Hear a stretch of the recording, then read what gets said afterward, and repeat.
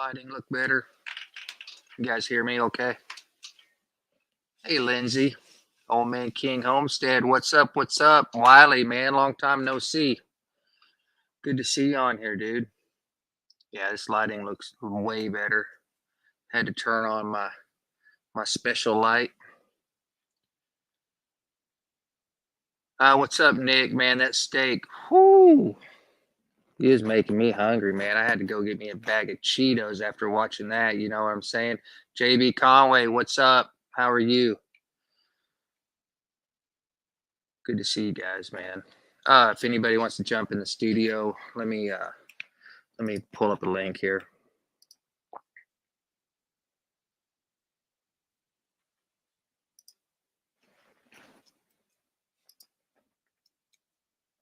Boom.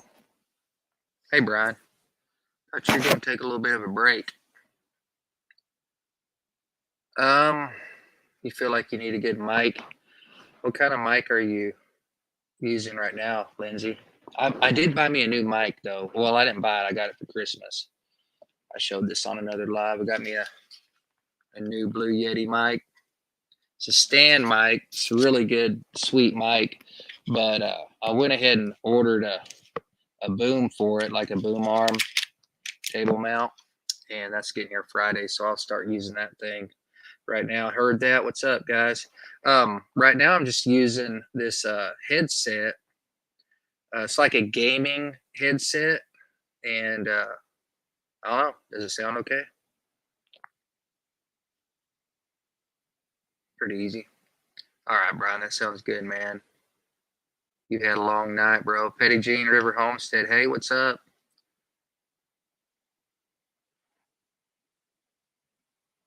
Okay, 3 Mississippi, about to get some editing. I don't know. I don't know, man. I thought I'd get on here and edit a little bit. I'm trying to make my next video, and don't know if I'll post it tomorrow. Might be the next day. I don't know. Yeah, I mean the gaming headset's great. It took me a long time before I started using it. And I'd be here in my office. My office is connected to the bedroom, and I would edit everything without a headset at all, and so it was just the audio coming out of the computer, and I'd be turning it down. My wife would be sleeping or whatever, and finally I decided I need to get a headset. So this has been great, and I can just hear it so much better. The difference between when you're editing, not having a headset and having a headset, like anybody that's really wanting to get into editing heavy, like the headset changes everything because you are like fine tuning what you hear on your music and all that kind of stuff. It really does help out a lot. And it just so happens to come with a microphone. So it's also great for doing lives. You know what I'm saying? At home with Tom and Rhonda. Thank you so much, man. I miss you guys. I really do. Tom, me and Tom had some really good conversations at the bar, didn't we, Tom? Heather, how are you? Thanks for coming on here, man. It's kind of late. Like, I edit a lot late. So I've been saying for a while that I'd probably start doing some late night lives, but it's always been kind of a joke. But I'm getting ready to start a new channel, and that channel is going to be centered around video and editing and photography and cameras and stuff like that. And so this is kind of one of the things that I want to do on that other channel. So I'm trying to do it just kind of like practice, leading up to that, because that channel does start here in just a few weeks. So y'all be looking for that. I've been working on some videos for that channel, and I'll be having probably about 10 videos posted by the time I launch that channel. So I'm pretty excited about that because it gives me a place to post videos that are different than what I normally do on Tree Haven. Tree Haven's centered around Sweet 16 and building stuff and all that kind of things that we're doing like that. So this is going to be a lot different. And there's so many other things that I'm interested in doing, and learning how to be a filmmaker and a videographer and an editor and stuff like that. So it's it's for me as much as it is for other people, because during the whole process of doing all this stuff, I'm teaching myself and I'm learning and I'm trying to get better and stuff like that. So it's going to be good for me, because the more you practice, the better you get. You know, editing's just like anything else. So the more you edit, if you suck at editing, just edit another video. That's what I always say, because the more you edit, the better you're going to get, the more tricks you're going to learn, the more stuff you're going to remember and figure out and all that kind of stuff. So it's a good way for me to practice. Hey, Bar Run Forge. Hey, man. We talked a long time ago, Troy, and I still want to get with you. So let's reach out to each other, because I got something in mind that I want to run by you. Thank you so much, Mississippi. Wiley needs a cameraman, editor, and a better looking stand. you need you need like a good stunt double, don't you, Wiley? Oh man, I'm reading some of these chats. Yeah, headphones, Petty Jean, they do, man. They make all the difference in the world. I can't explain to you the difference that it made for my editing. It's just grab it, and these aren't even like fancy or nothing like that, man. I went to Best Buy and spent like $50. That's it. Didn't even realize they had a microphone. I didn't even care about a microphone, honestly, because I wasn't really doing lives or anything. So uh, got them, was putting them on, kind of jacking around with them, and I was like, oh, because this thing right here pushes all the way up in there. So when I got it, it's like just tiny little things sticking out, and I didn't even realize it. It's got your microphone, it's got your volume and stuff right here on the side and everything. So I really like it a lot. It's helped out a lot. All right, the dog catcher. Just can play ACDC songs on his chase. Boom! You got that, man. You got that. That's probably you're probably the first person that's ever said anything about that. So, and I will tell you right now, that was some bootlegged ACDC. If you go back and watch that video, you'll be like, man, that just don't sound right. You know what I'm saying? And I was born tonight, but it wasn't last night. You know what I mean? I ain't looking for no copyright strikes. I can tell you that right now, dude. Ain't no way. That's cool, Wiley. $120 gaming headset, man. You're doing better than me. This is this one here is pretty cheap, and you got yours for free, man. That's awesome. Yeah, good equipment. This mic right here, this Blue Yeti mic. This is kind of a industry standard mic for podcasting and gaming and things like that. I can't remember how much that is. My son got it for me, but I think they're $100, $150, something like that. And I got a really cool silver arm thing that I'm going to use. I'm really going to start doing a lot more of the lives while I'm editing, because I'm killing two birds with one stone. I can help people if anybody has questions or anything, and just some if I happen to know it, maybe I can show it on my editing, or try to figure it out or whatever. And it gives me a way to communicate with people in the community and have value. You know what I mean? So I'm real big on that, and what I can give back to YouTube, because I feel like if you're good to YouTube, YouTube will be good to you. You know what I'm saying? So that's just what I want to do. And anything that I know, like I said earlier on Brian's show, we're not having a YouTube competition. You know what I'm saying? And so uh, anything I know, I'm willing to share it. You know what I mean? And so yeah, that's kind of what this stuff's about. Let me show you guys what I got for this video. So far, anyways, I just started. I'm only 4 minutes, and you guys see my screen okay? Right there, yeah, 4 minutes, 26 seconds into the video. Let me look down through these clips. If I remember what I'm doing here, I got, been working on the roof of the tiny house, and right here you can see the metal I got laid out. This metal is rusty. I pulled it off of an old building. A lot of you guys already know that. And I'm reusing it. So what I'm doing in this video is the metal's got existing holes in it from nail holes, from me pulling it off and everything. And of course, the nail holes aren't going to be conducive to the structure that I'm building. So I'm patching the holes and doing all that stuff ahead of time. I'm patching them from the back, and then I'm also patching them from the front, and just leaving them out in the sun. Like, I'm patching them way ahead of time so everything has a lot of time to dry and kind of get hard on the underneath side of the metal. So that's what this video is about, which is very monotonous. It's boring. Pretty much everything that I do out there is monotonous. It's slow going. If I'm building a wall, I'm not fast. It's just boring and stuff. So that's where I think editing comes in, and chopping it up real tight and everything on your clips and moving things along in your music, and faster music makes the video seem like it goes by faster.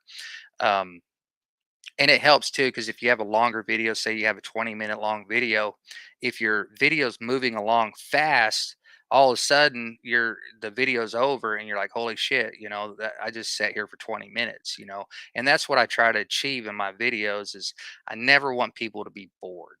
So I just try to keep them moving, you know what I mean? But I'll show you guys, since we got the tree tribe in here tonight.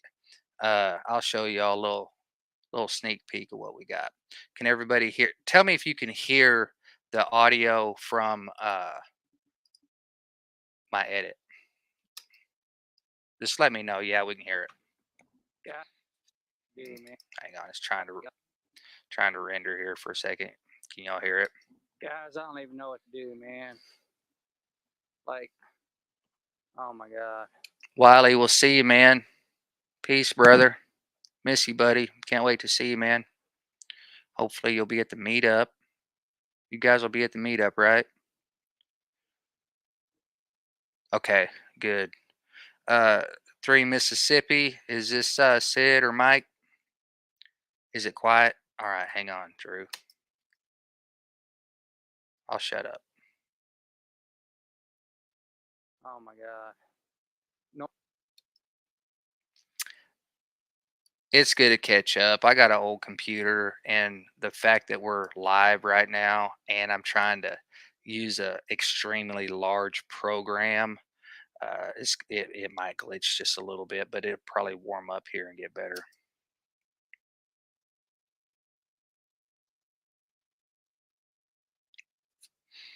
Guys, I don't even know what to do, man. It's not working. Hey, Mike.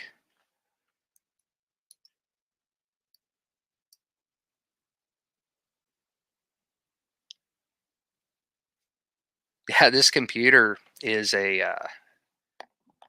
Normally, I got Hang that. on.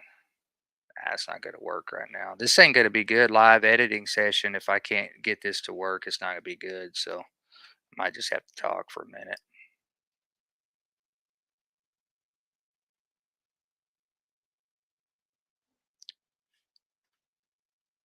Coming through clear as mud. Yeah. Yeah, it's coming through clear as mud. I'm Look at it and see if I'm. not rendering, but it's just being glitchy. This computer's super old. It's actually a 2015 model. That tells you how old it is. I'm not dead in the water. Yeah, I don't know. I might just have to hold off on this for a minute, unfortunately. It was working great the other night whenever I did this. But that's the thing with this computer, is sometimes it works great, sometimes it doesn't. But anyways, I can sit here and yak. Hey, if anybody does want to come in the studio, I did post a link, and then we could chit chat on there or whatever. If anybody had any questions or anything, questions are king, because it gives me something to talk about. You know what I'm saying? Um, yeah. On Mac, we got the I call it the spinny wheel of doom. The little rainbow wheel.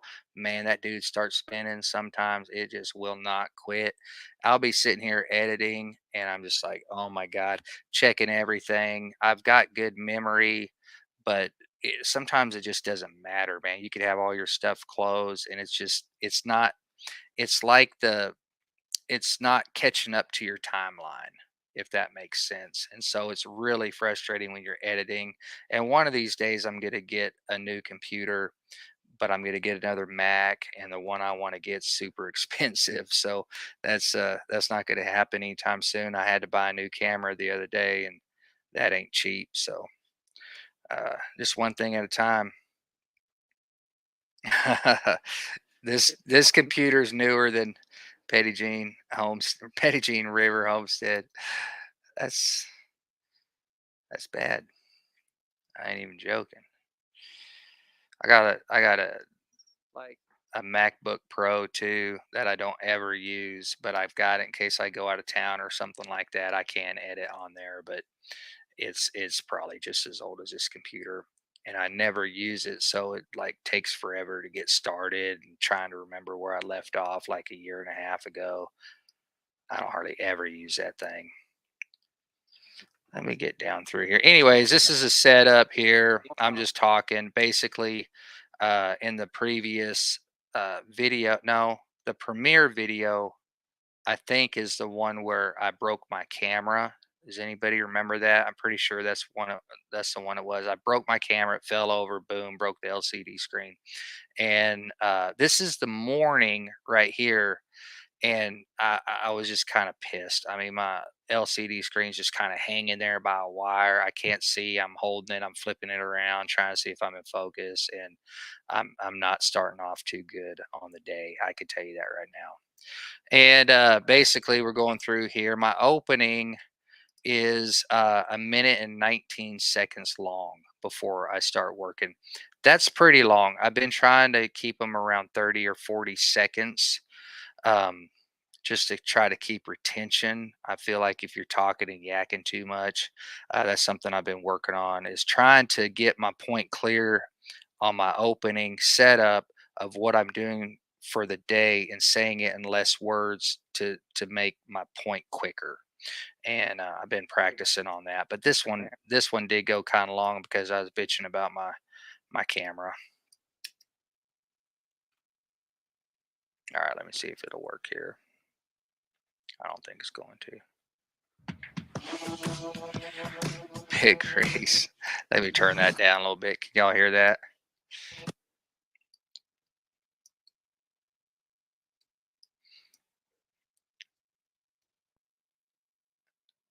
Semiconductor. I could see myself cracking my computer open to lube up my semiconductors.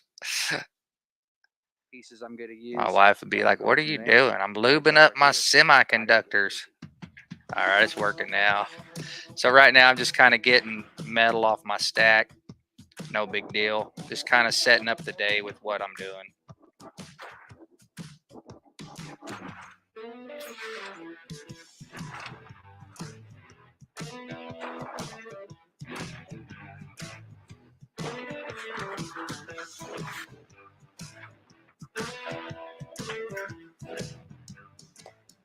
All right, guys, I'm not dragging all this metal over here. I did set up my table.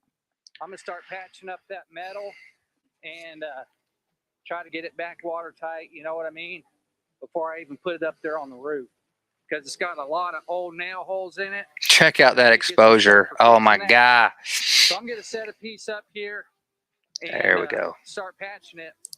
I'm not gonna sit here and patch all the metal for the whole roof. I'm just gonna do enough for today, and don't really know if that light is too bright or what. I can't tell. My LCD screen's busted. Yeah, that's it. Back to work. Okay, so one thing that I do want to say here is I've been trying to keep my talking points to 30 seconds or less, and this clip right here is 36 seconds. So if I was being real anal about this and I wanted to cut this down, I would go through here and take out a lot of these gaps right here. You can see like right here, that little pause. Here and So that's one way you can cut down your talking, is just going through here and just cutting out a lot of those pauses. Sometimes I like a pause, I'm not going to lie. And then sometimes I'll just completely cut out a part. So if I was going to cut out anything right here, it would definitely, I would be trying to figure out how to cut this specific part out, because as I was saying earlier, I can't see in my LCD screen at all. Okay, it's hanging down. I can't hold my camera and like hold the LCD screen up at the same exact time. So I was having a really hard time. It was just really on the verge of just completely breaking. But I was trying to get through this video with my broken ass camera and doing the best I can. So I was literally just aiming the camera at my face, hoping that I got it, in frame. And as I was walking back up to the truck where I was cutting the metal and everything, uh, it's real like out there on Sweet 16. There's a lot of shadows. So as I'm walking, I'm hitting shadows and I'm hitting light, and it gets bad sometimes. So if I was going to cut anything out and try to bring this down to 30 seconds, I would definitely start here and I would check this talking point and see if it was something that I could get rid of. If I can't get rid of it, if it completely just destroys the whole talking point and then it doesn't make sense anymore, I would just leave it. So I'm going to re listen to this and kind of see where I'm at right here. before I even put it up there on the roof. See, I could probably cut that right there at roof. So I'm just going to mark that right there with a marker. There on the roof, because it's got a lot of old nail holes in it, and I did get some stuff for fixing that. So I'm going to set a piece up here. Yeah, see, I can completely get rid of this. And normally what I'll do, okay, let's cut right here, and I'll go back to the marker and cut it right here. Let me just kind of put this over here. I didn't really delete it, but I'm just going to kind of stick it over here for a second. And that way I can bring it back easily. And let's just listen to this right here and see if it still makes sense. Okay. Anybody still in here? Okay. All right. So check it out. And try to get it back watertight, you know what I mean, before I even put it up there on the roof. So I'm going to set a piece up here and start patching it. Okay, so I might even be able to get rid of set a piece up here. Okay, so this is way better. So I don't have this. I don't have all this now with the exposure. That drives me insane. I come from photography background, and that's completely blown out. I hate that. So one thing you can do though, if I had to leave that in, uh, I would go up here to my color that you see right here at the top. I've already got on exposure, and I would pull this down just on this one frame. So I mean, it's so blown out, like you cannot hardly fix that. You see what I'm saying? You can take that highlight, bring it down. It's still gonna look like shit. Look at this. It's got a lot of old nail holes in it, and I did get some stuff. Yeah, see, that's just unacceptable. So I would completely just delete that. And let's go back and listen to this clip now again for the second time and see where we're at. This one, I did cut that now. So that one's 13 and this one's 16. So we're at 29 seconds, which is the pretty much right at the end of the threshold that I like to stay at 30 seconds. So I'll probably get to see if I can cut out just a little bit more. If you can, any advice I might have on something like this on talking points, they say in Hollywood that you got to kill your babies, and what that really means is the stuff that is like dear to you, you got to figure out how to like get rid of it. A lot of times we talk and we say a lot of things and we think what we say is like super important and everybody's going to want to hear it, but what you'll figure out is if you can still tell the story with less words, it's always going to end up being better. So let's listen to this again. And if you can cut out like a middle section to make that talking point a little bit smaller, but the story and that talking point still makes sense, then it's okay. You know what I mean? As long as it still makes sense and you're getting the same point across, that's all that really matters, but just doing it in a shorter amount of time. I mean, it's just how I do it. Try to get it back watertight, you know what I mean, before I even put it up there on the roof. So I'm going to set a piece up here and start patching it. So if I got rid of this and just went straight into and, I'm going to see if this still makes sense. Back watertight, you know what I mean, before I even put it up there on the roof. and start patching it. I'm not going to sit here and Yeah, it totally still makes sense because, so I'm going to delete that. So right here, I think let me listen to it one more time. All right, guys, I'm not dragging all this metal over here. I did set up my table. I'm going to start patching up that metal and try to get it back watertight. You know what I mean? Before I even put it up. See, like where I say get it. Okay. I hope y'all can hear me okay. Right here, right in here. Listen. Try to get it back watertight. You know what I mean? Okay, so right after know what I mean, basically I'm saying I'm trying to get the metal watertight. You know what I mean? I can totally end this part right here because the next talking point right here, listen. Before I even put it up there on the roof. Okay, putting it up on the roof is insignificant. Okay, y'all already know I'm putting it on the roof, so I don't have to say I'm putting it on the roof. So I'm going to get rid of this part and we're going to shrink this talking point down even more. Try to get it back watertight, you know what I mean? And there you go. I'm not going to sit here and patch all the metal for the whole roof. I'm just going to do enough for today. And don't really know if that light is too bright or what. I can't tell. My LCD screen's busted. Yeah, that's it. Back to work.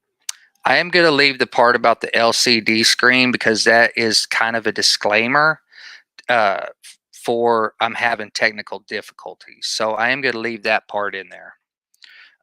But like this right in here, and don't really know if that. See, I don't need any of that. I don't need the I don't really know. I don't really need that. So probably going to see if it makes sense if I cut this. Let me just take this out to right here. And let me just bump this out of the way for a second. Sit here and patch all the metal for the whole roof. I'm just going to do enough for today. Light is too bright or what. I can't tell. My LCD screen's busted. Yeah. Okay. That, I kind of do need a little bit of that, but I probably only need this. Patch all the metal for the whole roof. I'm just going to do enough for today. Don't really know if that light is too bright or what. I can't tell. Okay, so, and also this is a really long pause right here. So I'm going to take that pause out, cut that out, delete that. For today. Don't really know if that light is too bright. Yeah, see, I don't like really any of this because it's real stuttery whenever I talk, and I might end up getting rid of the LCD part now that I'm thinking about it. For today, don't really know if that light is too bright. Yeah, see, I don't like the way that's going, so I'm going to delete that. I'm going to kill my baby right there. That's it. I thought I needed it, but now that I'm thinking about it, I really don't. The story's still going to be as effective if I remove that. So I am going to leave this last part. I'm just going to do enough for today. Yeah, that's it. Back to work. Yeah, see, I definitely want that part. So now we got 2 seconds, 6 seconds, and 11 seconds. So we're at 18 seconds, and that came down from 36 seconds to 18 seconds. So I took that long clip and I got 3 clips that basically cut it down to 18 seconds. So that's kind of how I do it. Just wanted to show you guys that. All right, guys, I'm not dragging all this metal over here. I did set up my table. I'm going to start patching up that metal and True. try to get it back watertight. You know what I mean? And start patching it. I'm not going to sit here and patch all the metal for the whole roof. I'm just going to do enough for today. Yeah, that's it. Back to work. See what I mean, guys? It still makes sense. But I cut out literally 18 seconds of like bull crap that is insignificant to the story. So, yeah, welcome to my life. Here we go. Moving on. Come on. I got to talk to my computer all the time. Hey, Brian, you want to come in here? You ready? You good? Hey, Brian. Hello. Long time no see. Yeah, man. How you doing? Pretty good. Hey, for those of you that don't know Brian, this is my friend Brian. He's got a channel called the Vineyard Farmhouse, and I just want a hat off of you, man. Is that what you want? That's what I won. Oh, I want whatever I won. I just said you have a choice between a hat or a shirt. Take a shirt. Okay. I'll take a shirt. All right, here we go. Oh, Brian, do you got any questions? Or are we just hanging out or what? I'm going to hang out and I'm going to ask questions if I want to. Yeah, please do. You got any questions right Because now? I wanted to see this in action. This Okay. editing. We're in action right now, man. We're live. So Yeah. mostly I'm watching, but Okay. I'm up for any questions if you have them. So, basically, are you just now getting on, or were you listening to the stuff I was saying a little while ago? I was listening to you for Okay. probably the last 5, 10 Okay, minutes. so you saw me break down that talking point and how I Yep. do that. Okay, so took a 36-second clip, shrunk it down to 18 seconds, and I am really good at math, Drew. And if I wanted to, these 3 clips right here, I can combine these. Brian, you'll do this quite a bit. You're going to right click on that, hit new compound clip. That's going to turn it into 1 clip. So that takes 3 clips and combines it into 1. And I was wrong on my math because I didn't add the point, blah, blah, blah, whatever, Drew. It's actually 21-second clip. So that is definitely within my threshold. If I was wanting to shrink this up a little bit, I would get rid of this part right here and get rid of that little tiny audio right at the beginning. I might do that right now. Let's just see. That's going to Yeah, I be a don't need game that. changer. Yeah, I don't need this little. I left that little thing, and what that noise is right there is I'm just messing with my LCD screen, and I don't need that. So I need to move this keyframe over just a little bit. See, I can't do that in iMovie, combine clips together, which Yeah. I would like to do. I've actually had, I'll take It helps out a lot, man. Like, I didn't really know in the beginning, like, why I would ever need to do that until I really started editing a lot. And then I do it all the time, dude. I do it all the time. It helps too if you're doing speed ramps and things like that. I'll tell you where I use it the most, okay, is if, okay, let me give you an example here. You see how this is all cut up right here, okay? Mhm. All this is the same clip, all cut up into a million pieces, okay? Now, where you're going to want to use that, Brian, this will help you out tremendously when you get to this point, is when this is just one whole long clip. Okay, let's just how long is this clip here? Let's just bring this clip back in. That's 97721. Let's see right here. This is the actual clip. Okay, I'm going to show you where this comes in real handy. I'm just going to put it. Let me just put it down here at the end of the timeline. Okay, so if I wanted to change if I wanted to color grade this specific clip, if it was blown out, okay, the one thing you're going to want to do first, if I'm looking at this clip, I'm going, okay, I'm going to chop this up and I'm going to get a whole bunch of little clips out of this because it's just a long clip. I just let the camera run. Number one, first thing you want to think about is let me adjust this exposure before I cut it. Before, okay, because if you do it before, now you're adjusting it on the entire clip. Does that make sense? Okay. If I go back here now and I still forget this, but I'm going to show you where that new compound clip comes in handy. If I go back, where was that? Here. Okay, and I'm kind of at the end of my edit and I'm like, I want to kind of turn the highlights down on this. It's a little too bright. Okay, this one isn't, but I'm using it as an example.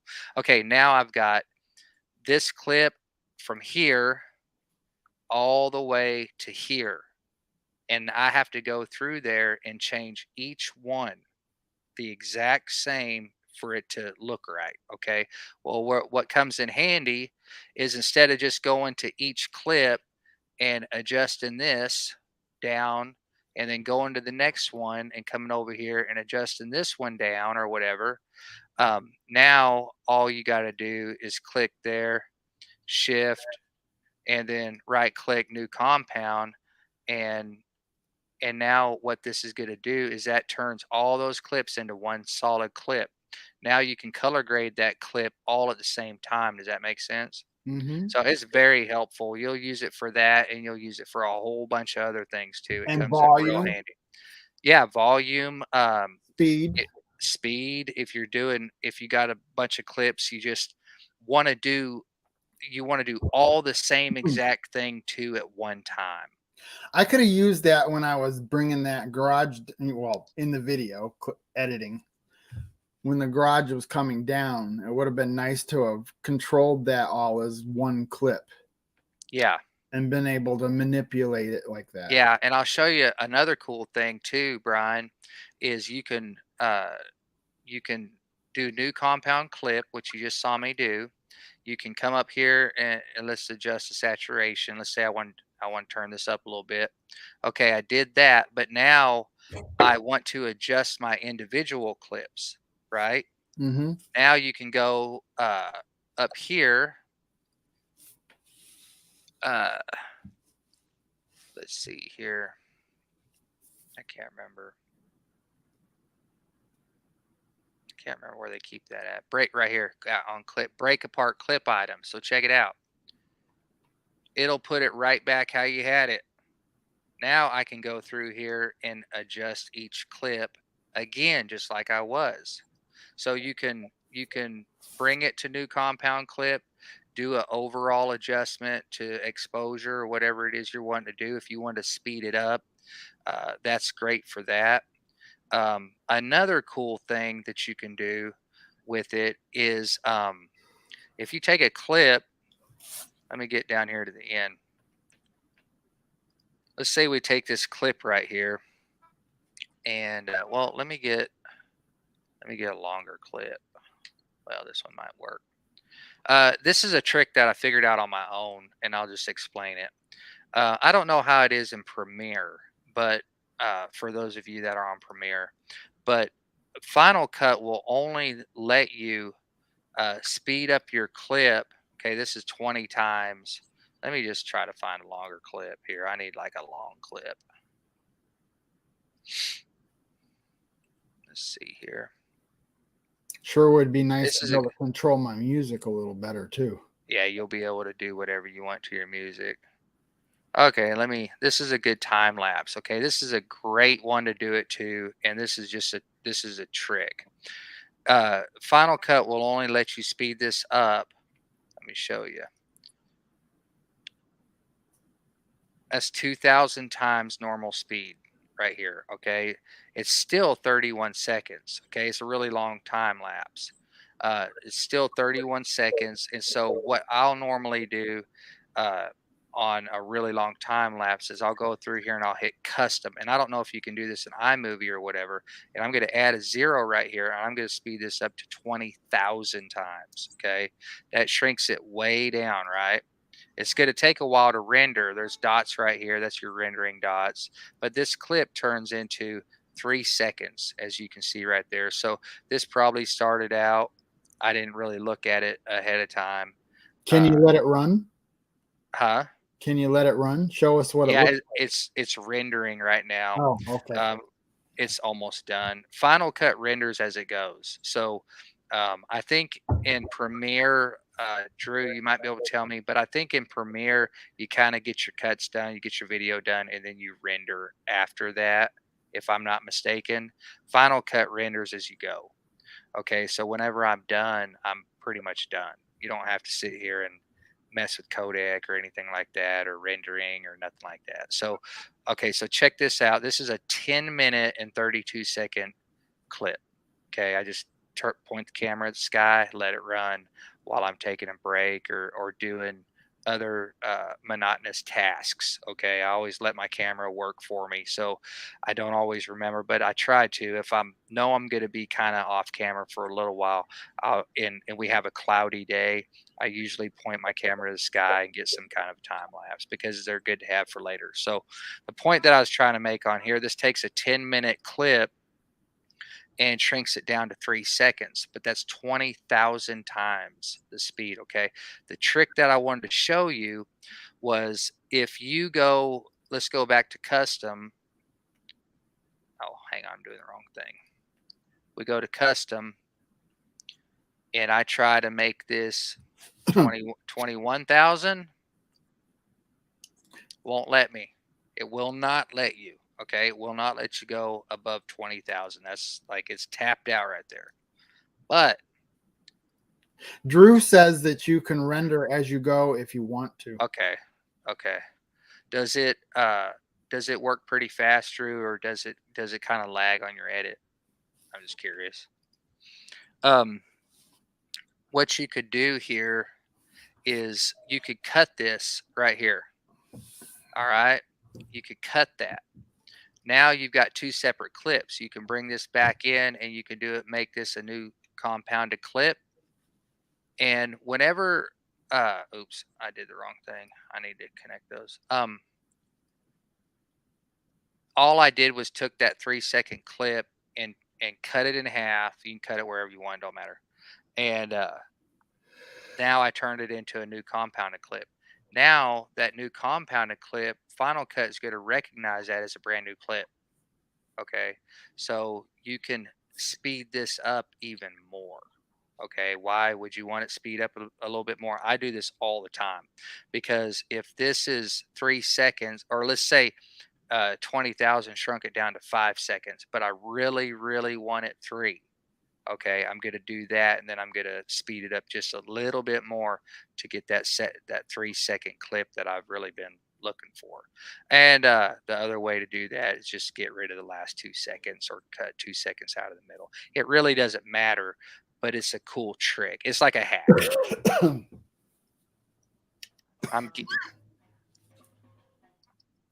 That's a horrible time lapse. I would never use this time lapse. I'll show you why. The clouds didn't do much. No, that's not why. Why? I'll show you why. Want to know why? Want to know why? Okay, I'm know. gonna speed this up just to 2,000 times. Okay, because I forgot to set my camera on manual. So I'll show you what you get here. Okay, let me speed it up a little bit more so you can really get the effect. And I'm actually got it written down in my notes. I'm going to do a video on this for time lapse, but in this case right here, I actually forgot to do this. No big deal. Okay, so a time lapse hack, and I don't know what kind of cameras everybody shoots with. I don't think with GoPro it's excuse me, I don't think with GoPro it's a problem at all. But on a DSLR, if I'm going to shoot this time lapse properly, okay, I'm going to aim it and then I'm going to pick a spot up here on the tree, okay, probably the highest point, and I'm going to focus on that branch right there, okay. I'm going to let it autofocus. It's going to focus in at the top of that tree, and then I'm going to click my camera to manual. Okay, that's going to lock your focus in right there. Okay, when you don't do that and you're shooting a time lapse, this is what it's going to look like. See how it's flexing right there? Yeah, it looks like shit. So I'm just going to completely delete that. I mean, that's what you get. And I sat here and wasted what you get. I wasted 10 minutes of film. You know what I'm saying? Shooting that. So it's a complete waste of time. So I do try now, you know, the more I shoot, the better I get, the more I remember to do stuff. I'm just going to get rid of that. I think I shot 2. Do what, Brian? How good is stabilization? Like if you have a video where you're walking. Your stabilization is really going to be in your lens. Well, yeah, okay. Well, my camera doesn't. Well, I probably wouldn't have to deal with that if I used my GoPro. GoPro's awesome. Yeah, they're real but good. Like what I'm talking about is when I went around the garage door and came into the building, I was walking and it was really jittery. So I pressed stabilize and it automatically stabilized the video. Right. But it like had this weird warping effect. Yeah. I don't use GoPro hardly ever, so I'm not real sure on the settings with GoPro. Was that what you were asking, or were you asking about iPad? Were you It was filming with iPad. your? It was my iPad. You were But I would, shooting it with your iPad? yeah. Okay. Yeah, I don't know on that. Well, I was just thinking in general, if you had a video clip that was jittery, and how does this program work on that? Does it do a pretty good job? It's not really going to stabilize your video. It's not. I mean, that's really going to come on your shooting. I mean, there are a few settings like video quality right here that has frame blending and optical flow. That's going to have to do if you're slowing a video down. But if your video is not stable, if it's shot shaky, it ain't going to help you out that much. You know what I mean? Yeah. It's really not. It, like I said, it did take care of the jitteriness, but it was kind of almost like you were seeing it through water at times. Yeah, man, I got a question for you. How many cameras did you use on when you tore the building, like when it collapsed? 4. 4? Okay. I thought there was at least 4 as I was Mm. trying to count. That's a good video, man. Thank you. I want to see I if definitely have some room for improvement. That's for sure. oh man, you can always get better.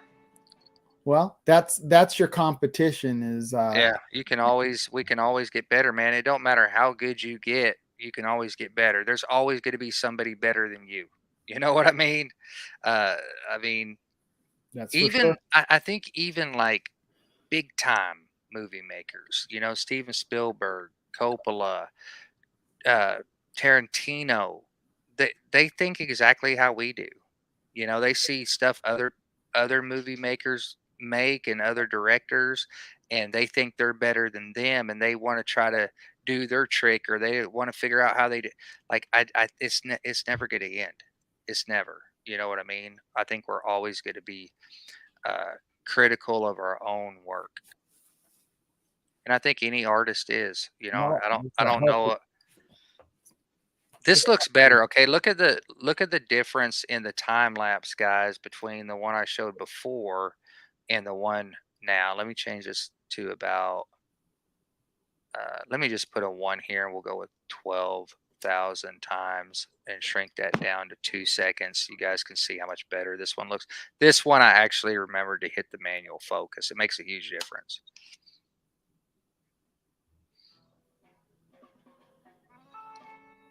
Say you don't get any of the jumping around. And what it was doing before, if you don't hit that manual, is it's on auto focus. So the clouds are going by, and because you have that movement, your camera doesn't know what to focus on. So it's trying to focus on the tree, focus on the cloud, focus on the tree, focus on the cloud. So that's why if you're shooting with a DSLR, you definitely want to lock that focus in anytime you do a time lapse. It'll just make it look a lot better. Now I heard that you can actually have several different rows of, like, say you had camera 1, camera 2, Oh yeah. 3, Have as many as you want, man. I stack freaking video a mile high sometimes. and then you can that makes it a little bit more chronological for all of them so that you can edit them together. Yeah. Does that get pretty complicated after a while? My Premiere video got a little bit complicated because I went back and forth so much. But yeah, it can get complicated. But I write a lot of notes whenever I'm editing, and so I got like a big stack of paper right here, and I mean it's just like everything's just all written down, and I write a lot of clip numbers down and stuff like that to Here's try a to good- remember if I'm going through my clips, okay, and I'm editing. You look at a lot of clips trying to figure out what they are, you know, especially talking points. You'll see them in the finder, and I can tell that I'm talking, and I'll have to click on it to see what I'm saying, you know, because I can't remember. And if I recognize something in that clip, I'm like, oh, I want to remember that for later. Let's say it's like a little joke or something, or maybe it's even a blooper. Okay, let's say I screwed up and I hit my head or I tripped or something like that. I'm like, oh, that'd be good for a blooper. I'm gonna take the time right here with my paper and write down blooper, and I'm gonna write clip number 9797-1 or whatever clip it is. You know what I'm saying? And so I do that for every video. I have a big, huge, long list of just notes that I do. Sometimes if I'm over here on trying to pick out music, and I'm on Epidemic Sound or wherever I'm getting my music from, and I hear a song, and it's like this is awesome song with this freaking sweet beat drop in the beginning, and then there's like the perfect pause I'm looking for, and then it gets fast, and then it drops down. Sometimes I look for songs like that that are a lot up and down because it makes the edit more interesting because I edit to the music. So I might hear a song, and let's just say that that song is called Whispering Pines. Okay, I might write down on my notes Whispering Pines for a very specific part so that I don't forget. So I don't know if you take notes when you edit, but it's helped me out tremendously, and I haven't really been doing that for very long, but since I started doing it, it's streamlined my edit for sure. Because it I don't takes a think long my time to videos. do what? I don't think my videos are complicated enough yet to worry about notes. Although I was going Hey, to Cindy ask Brown. you, is there a capability of making any notation on your video clips, like Hang on, Brian. Petty Jean, River Homestead. See ya. Peace out. Thanks for staying late and being here. Cindy Brown. I want to say hi to Cindy. I haven't talked to Cindy in a long time. Glad you're in here. All right, Justin. We'll see you, man. Thanks for jumping on here, buddy. even finally had enough for the night? Yeah. He was Drew, tired. I did repost. Oh, there you are. Hang on, Drew. My window's too small. I didn't even see you, man. I got my editing screen and my StreamYard screen up here at the same exact time so I can see both of them, and I didn't even see Drew in there. I'm so sorry. There you go, man. Hey, Drew and Lindsay. Hi. I'll never forgive you, man. Shut up. What are y'all up to, man?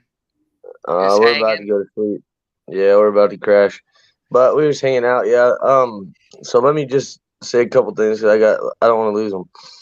Okay. Brian said, "Can you like leave a notation in your video?" So sometimes, well, I don't know about Final Cut, but you can like right click on a video and you can change its color. So like you can label it, you can make the video purple instead, so it's like really obvious, you know. So if Yeah. I'm working with like my drone and then my GoPro and my DSLR, I can like all my drone video, I can make it like violet, and all my GoPro video, I can make it like green or whatever. So that kind of helps. But also as I'm going through, sometimes I'll just make a chat box and drop it over a video and say like, Yeah, I do that too. bring do the music same in right thing. here or something, you know. And then Yeah, as you're watching I it do. back, you can just delete that, and that Whenever, helps. whenever I thought to do that, I use in Final Cut, it's just called a basic title. You know what I mean? And that changed my life. I doing that. never even thought about Yeah, doing I do title. that all the time now. Me and Drew kind of do the same thing. But yeah, Drew, I've got right here. I don't think you guys can see what I'm clicking on here for some reason. It's not showing up, but Yeah. you can completely assign audio with different color, like what you're talking about, and you can assign video rolls with different colors. So if I had camera 2 B-roll, I can make all of that green, and I can make A-roll blue or whatever, and then you can do the same thing with audio. Yeah, you sure can. It just helps keep track of everything a little better, I guess. And then, Brian said that his videos aren't intricate enough to need all this, but The reason why is because you're holding yourself back with software, and if you're Well, able to do it, then you'll start shooting that way. But right now, you're not even shooting that way because, you know what I mean? Yeah, I was telling Treehaven that I've finally reached my cap on what I can accomplish with iMovie. Yeah. And, Well, it's good.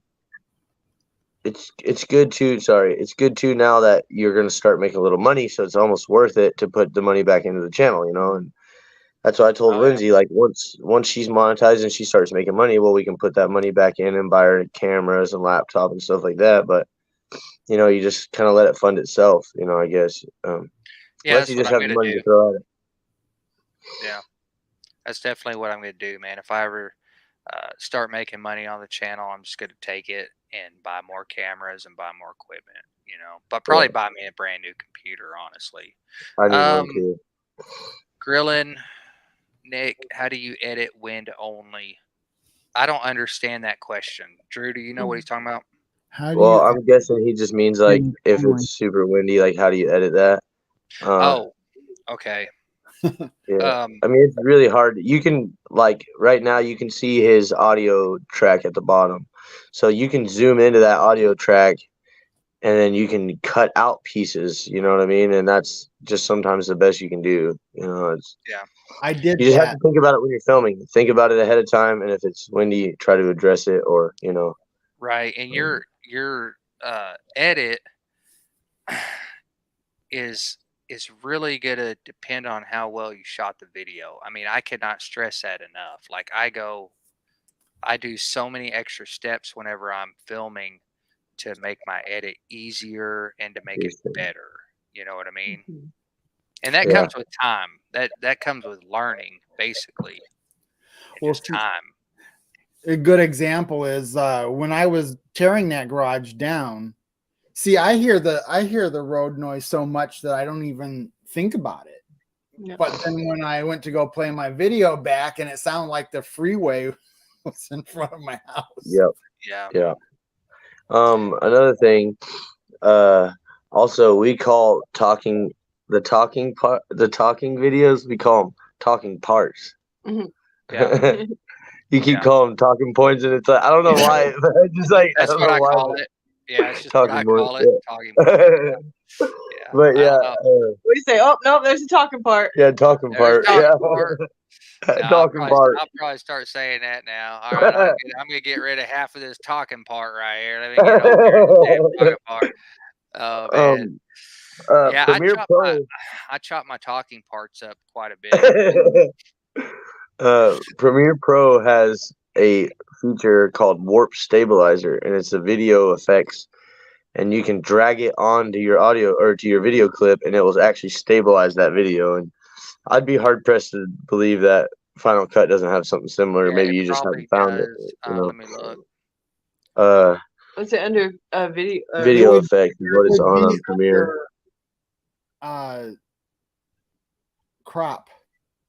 What is it? I'm sure that it does. Yeah. Actually, in iMovie, it's just a little camera icon with a jitter around it. Yeah. I don't ever use it, so I don't know, but I would definitely look into that. I mean, You can use it.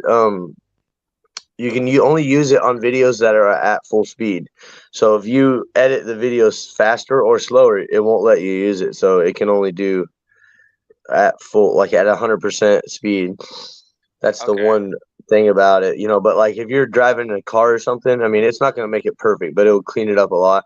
But you can see your corners, you know, moving and stuff like that. But sometimes it's, you know, you have to do it, you know. Well, what you could do in that situation is completely download that clip if you had to, and then you would save it as stabilized. Yeah. Then you can stabilize and then speed it up and bring it. Yeah, back you can do that. you want. Yeah, you can do that. Yeah, you could. Where am I at? Oh my god. You're at your house. You're on a live stream with me and Brian. Okay. Yeah. Lindsay. Don't forget Lindsay. So, Drew, what have you and Lindsay been up to lately, man? Man, I have been honestly just pouting about the weather. That's all I've been doing, man. Pretty much. That accomplishes a lot. I'm just so unproductive in February, coming out of January, February. I'm just like, it's at the point where I'm just over it all, and unless the sun's out, I'm just zero motivation, man.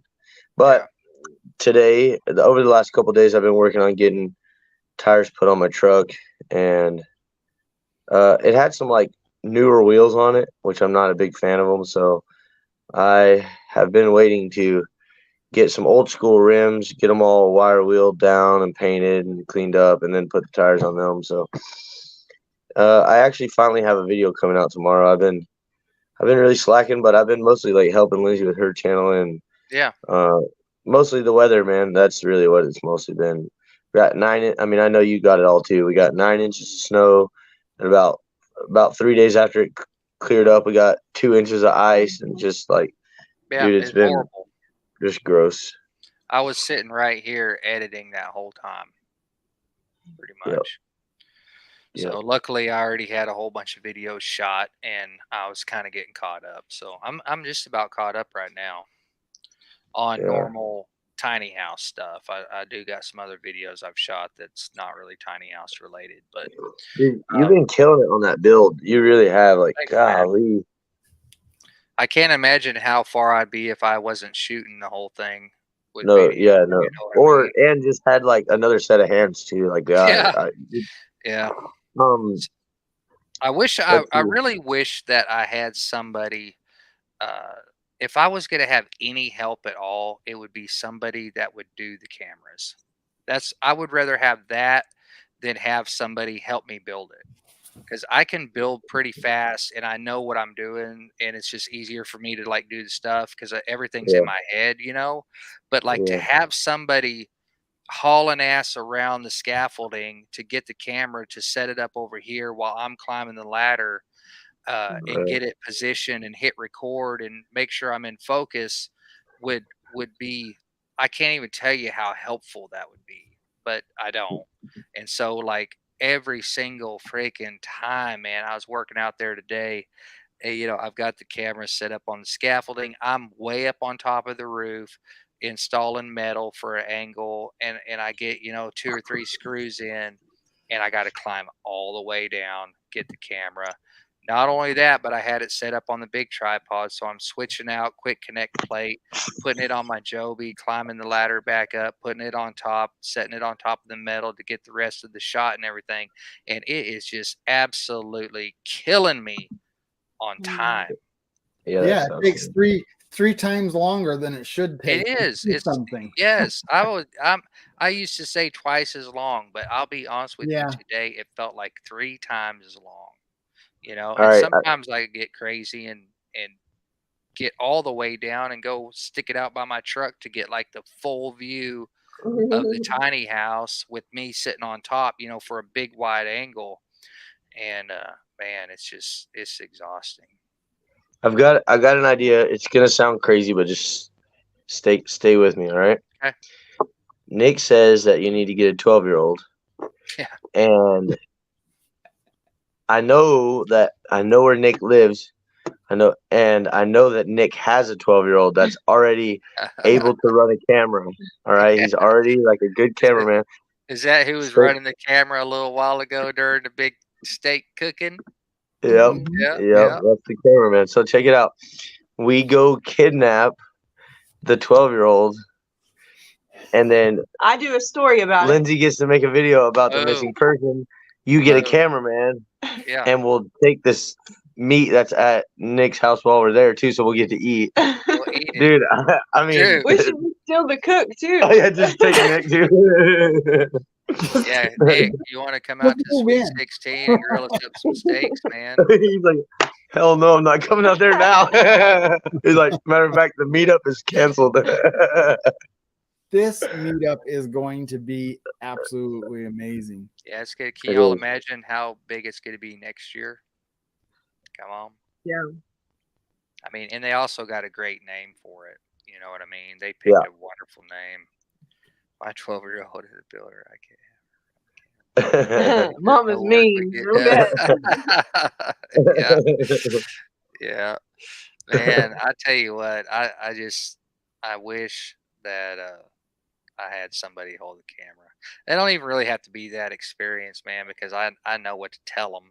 You know what I Right. mean? I mean, I pretty much will hand my camera to anybody. The other day when we were shooting the video I did for my mom's birthday, you know, I just handed her I just hand her the camera.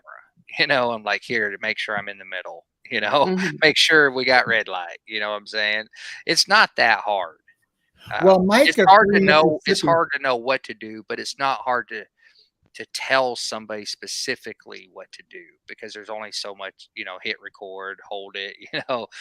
So I need an intern is what I need. Mike Yep. Mike of Three Mississippi needs to be the cameraman and let her do the work then. Right. Her to Man, work. there was a lot of channels in this community that were getting strikes for like letting their kids drive their trucks on the farm, and Yeah, that's crazy, man. I've been when driving since I was like 10 years old. I drove right into the barn at 10 years old. Yeah.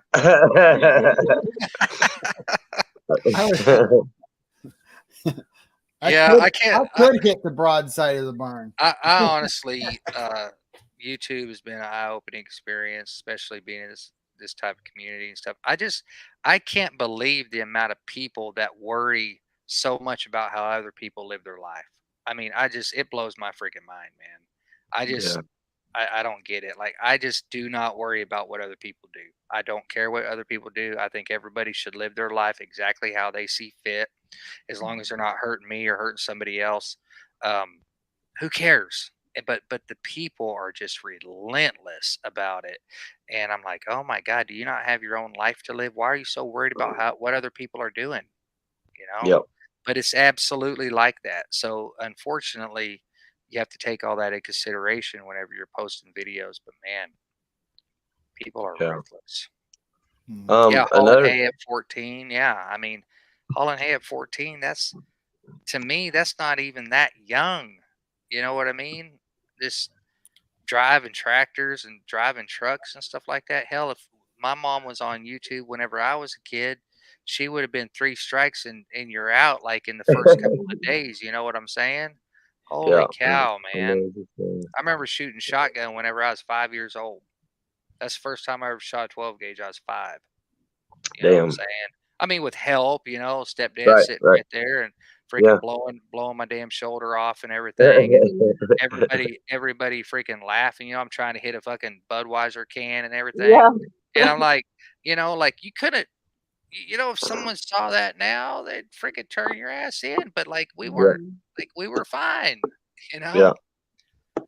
I hate that part of YouTube is just Well, that's the to the society we live in. people that want to say things and leave comments about how somebody else that they don't even know needs to be living their life. I could talk about this all day long because it's just I get tired of it, and I don't do that in my own life.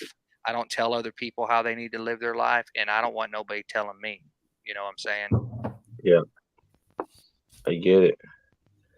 Yeah. Another big factor about YouTube is, well, just that you have to give up your privacy. You have to surrender that to do this. And I mean, obviously we all kind of think about it going into it, but it's a bummer that that's just kind of a giveaway. You kind of give up some freedom to have, to do this.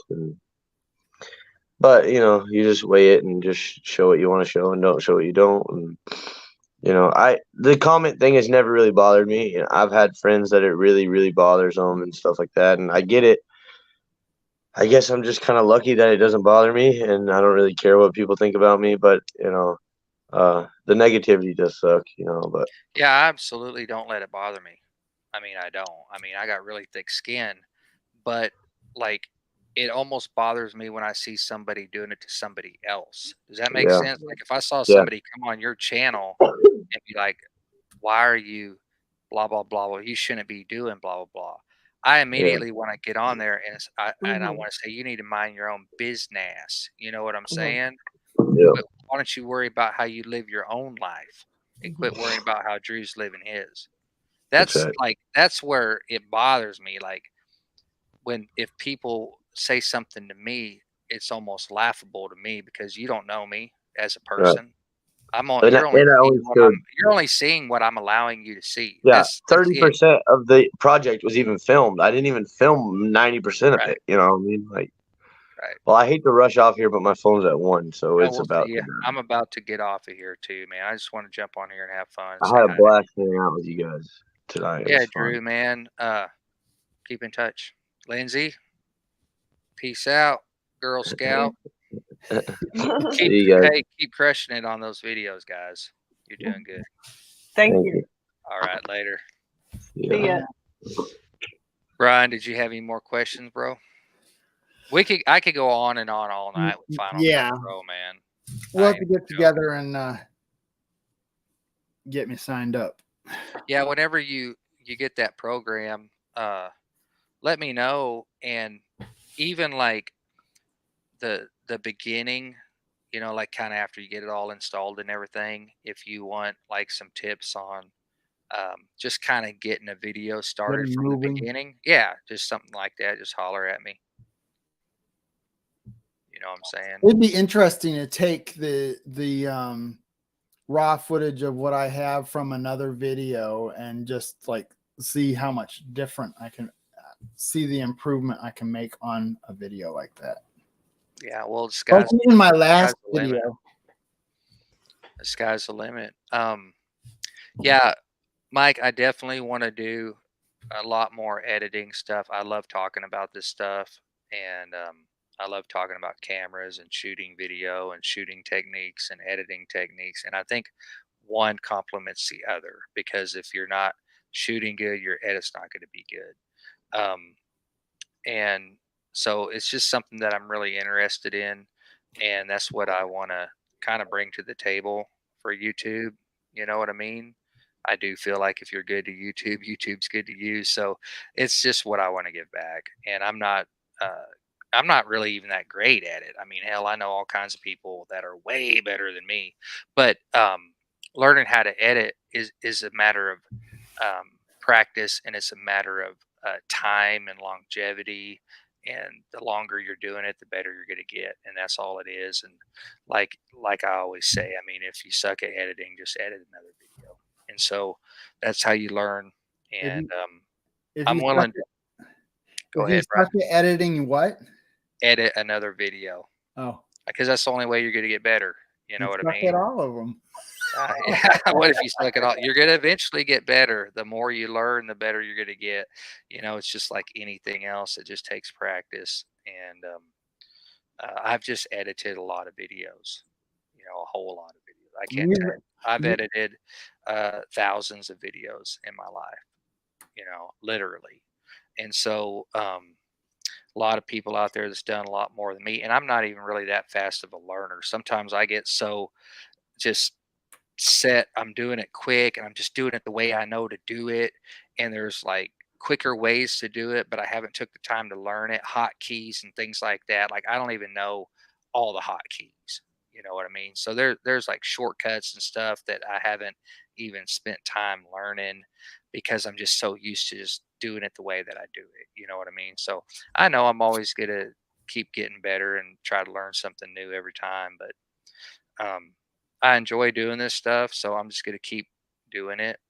And the people that want to get on here and hang out with me and watch, that's awesome. I do appreciate it.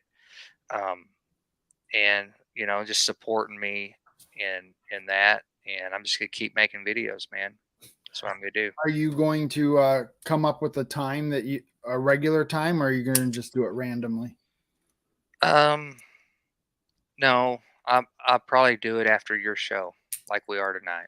That's probably Yeah. what I'm gonna do because I usually always edit on Wednesday because I like doing it while I'm watching everybody's lives, you know, and kind of getting caught up on everybody. I've been doing it like that for a long time, so I'm not really doing anything different other than the fact that we're live and I'm showing you what I'm doing. You know what I mean? And we're chit chatting.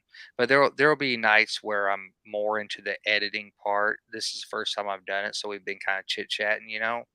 But there'll be times where I'm just sort of blowing through the edit and talking about what I'm doing and not chit chatting that much.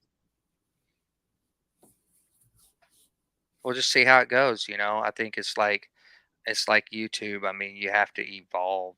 You know what I mean? Or you kind of get stuck in a rut if you're not changing things up and you're not doing things different. People kind of get used to that, and it's just same old you, just a different day. And I think as long as we keep uh, reinventing ourselves and learning and trying new things, it'll always stay interesting. You know what I mean? Look at your channel, Brian. I mean, look at like whenever you first started, what was I like your third or fourth guest, or it's been a long time since you first started, and to watch those videos back then and to watch your videos now, man, it's like night and day, you know what I'm saying?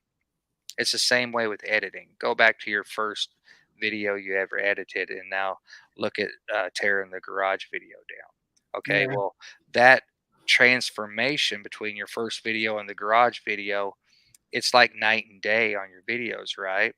Well, now take that exact same scenario and then apply it to like a year in the future, right?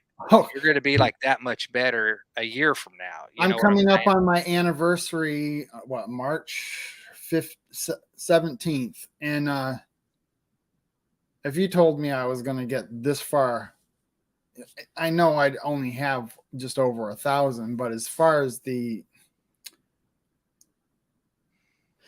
your growth isn't measured just by your subscribers. No. It's measured by your comfortability, and what you're doing and where you think you're going, and maybe even your direction. Yeah. Thanks, Beth. Appreciate you being here. And too. the lives get more exciting for me every week, just because, learning how to run them. And Yeah, I mean, you're not as nervous anymore. Like we kind of talked tonight, your thing was kind of screwing up, and Drew asked you like how bad were you cringing and freaking out, whenever everything was kind of going crazy and Mike and Terry were having to take over. And I was thinking the same thing Drew was. I was like, Brian's probably dying inside right now. But I'm after over the dying inside thing, but I do. Yeah. I panic for a second, and then I go, that's not going to help. Look and see what your options are and fix it. And I just do what I can.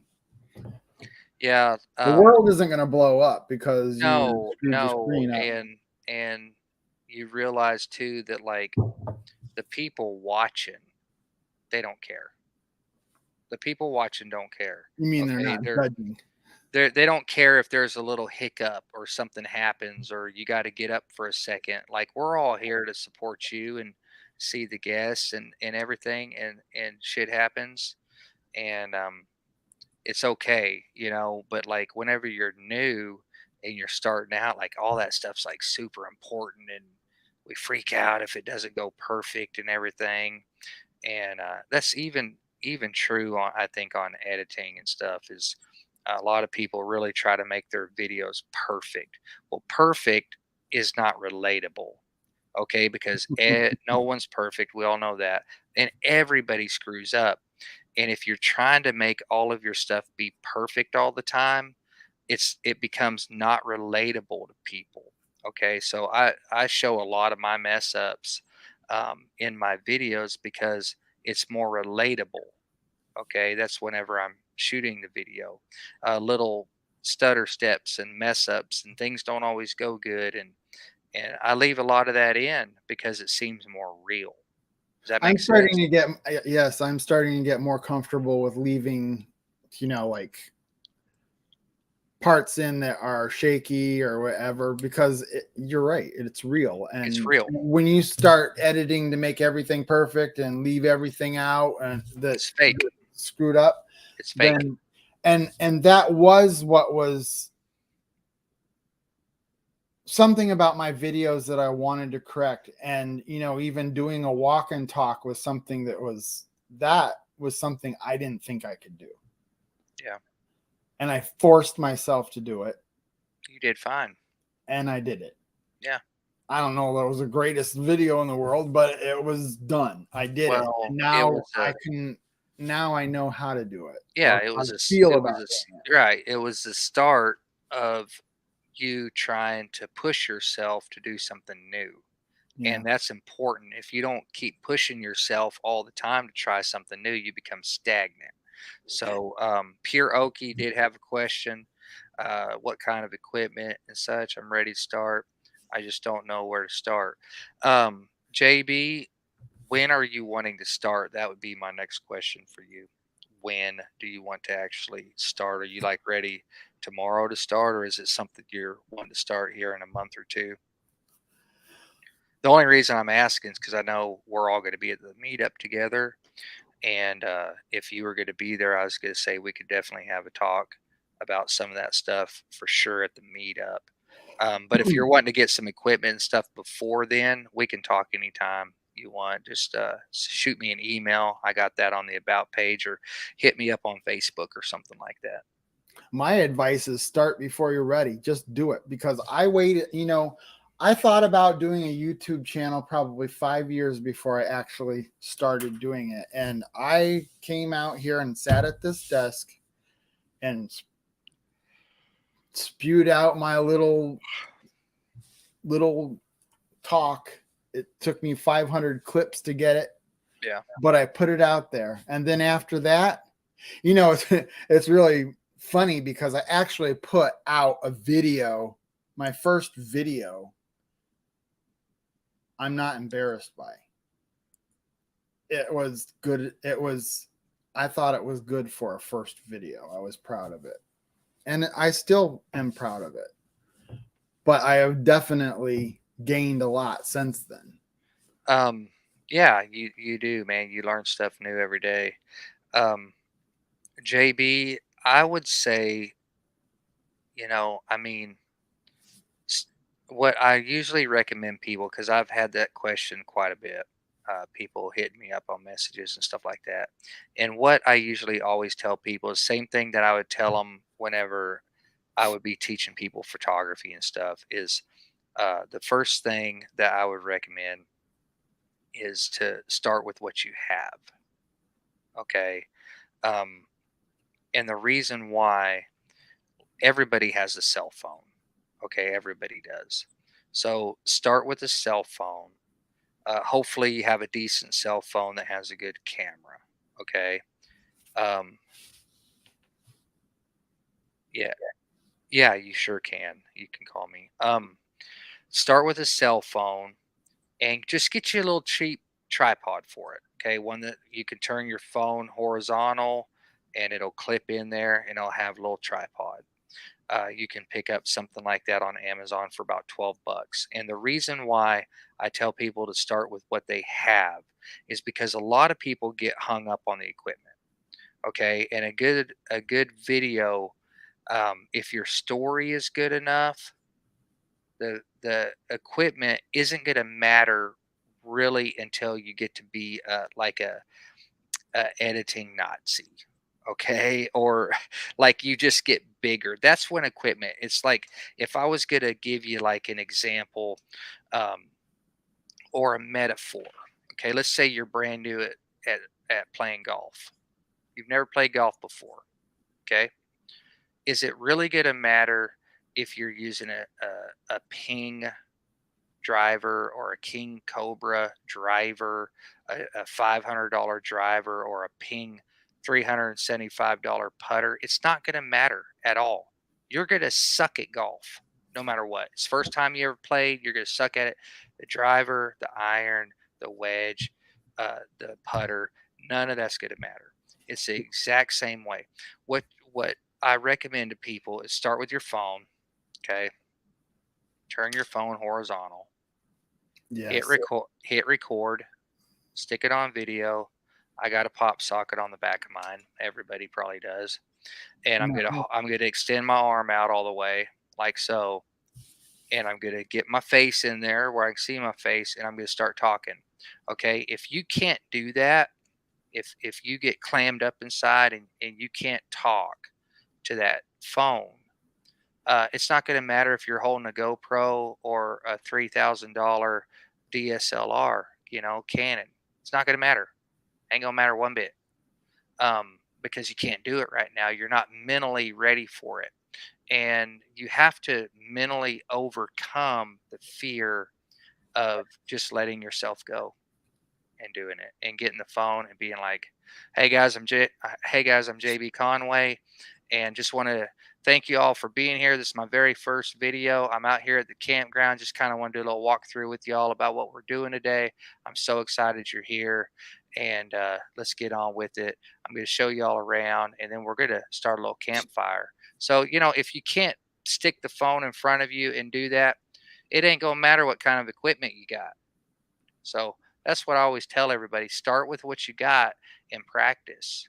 You know what I mean? Just practice, just make some clips. You know, you don't have to post them, but just try to get better and try to gain some confidence of being in front of the camera. Does that make sense? I hope so. But I will help you out with equipment if you're ready to buy equipment. I'm not saying don't buy equipment, but I do, and that was advice that I got from a really popular photographer in New York City. I was talking to him, and I went to New York on a photo shoot and did all this kind of stuff whenever way before I did video. And I met up with him and stuff, and that was some advice that he gave me. He's a huge photographer, and because I would get frustrated because I'm here in Arkansas and Fort Smith, and there's really nothing to shoot here. And I'm always like dreaming about all these exotic places to shoot. And I'm seeing these big city landscapes, and I'm checking out all this cool street photography and all this kind of stuff. And I'm just like ate up with it. Like that's all I wanted to do back then. And I would get frustrated because I didn't have that opportunity here. And he just told me, he said, Jess, you need to just shoot where you're at. Just go out and be creative and go where you're at and figure out how to make where you're at interesting. And so that's what I did. I came home and I had a whole brand new perspective on my photography, but the same exact thing applies to video making too. It also applies to photography. Okay, I can take a real cheap camera with a cheap lens and probably go out and shoot pictures that are way better than people that don't know what they're doing with a really expensive camera and a really big lens, you know, because there's so many aspects to shooting photography that you learn by experience. And if you're not in the trenches and you don't have that time in, I mean, I have literally shot hundreds of thousands of photos in my life. And if you don't have that experience of shooting a photo properly, composition and lighting and aperture triangles, and you don't know all these things, you just don't know, you know. And so I think it's the same way with shooting video too. You know, it takes practice, and the equipment's not really going to matter until you get to be a good golfer. Once you become a good golfer, you're like, I kind of tell the difference between, you know, my $50 Wilson driver that I got at a pawn shop and this $300 King Cobra. I can kind of tell the difference now. I see what the difference between a titanium shaft and a graphite shaft is now. And also I really like those custom grips. Those do feel a lot better. So it's the same way with the golfer as it is with the videographer, as it is with the photographer, as it is with a mechanic. Okay. A mechanic is going to know the difference between a snap-on 5/16 wrench and the difference between some kind of cheap 5/16 wrench that you buy at Walmart. He's just going to know the difference. And so that's pretty much what I tell everybody. And yeah, 3 Mississippi. Yeah, man, I love photography. I'm going to bring photography into the new channel. So I will be doing a lot of photography tips on there. I don't know if anybody would be interested in the community. I don't know if we really have any photographers in the community, but like I always say, I'm not making videos for the community. I'm not making videos for my family and friends. We're making videos for the world. You know what I mean? So you don't really know who you're going to touch on the videos that you make. So I want to make videos that I'm interested in. And if I find or if I get an idea for something about photography, I'm just going to put it on the channel, you know, and people might watch it or they might not, but it's going to be an evergreen video that people can watch forever, So that's kind of my thought process behind the new channel. And that's my thought process for you, Pure Okie, JB Conway. And if you want to holler at me, go ahead and we can get down and dirty on some equipment. You know what I'm saying? Brian, are you gone? No, Did you remove yourself? I screwed up. I don't know. All I did was go to over to scroll on the chat and it went out. I'm gonna have to learn not to touch that thing. Yeah, I think I'm gonna call it quits, man. Yeah. I've been on here for like an hour and a half and I haven't hardly got any editing done. I'm probably just gonna call it a night anyways. That's I 3 really, hours of live of just yeah, not to mention the lives that before. I am. I watched Yeah, every one I of know. them. Yeah, I missed some. I missed 3 Mississippi. I had my grandson tonight. My wife's been sick, and my daughter brought him over for us to babysit, and so I kind of was dealing with him. And I missed like everybody's lives. I was in there with him, like racked out on the recliner. Man, he's watching like YouTube on TV, watching his little cartoons and everything, and I was like falling half asleep. Man, I was so tired, and it wasn't until I don't think I even got on my phone until MT Homestead. I'm pretty sure. 3 Mississippi said we Let me should talk let me look, about the Nick. workshops at the meetup. Yeah. So I presented that idea to Mike and Terry, and I wanted to get on there and kind of clarify what my idea was. And the idea came from my own experience going to Shoot Dang. Okay, Brian, you were there. That's where we met, and I was nervous as hell. I You mean, didn't I look didn't like I didn't know anyone. I didn't know one person at Shoot Dang. I knew who people were because I've seen them on TV. You know what I'm saying? So all those people were famous to me because they were YouTubers. They had already been doing it. They know everybody. They're all friends with everybody and stuff like that. And to the new person, it was extremely intimidating.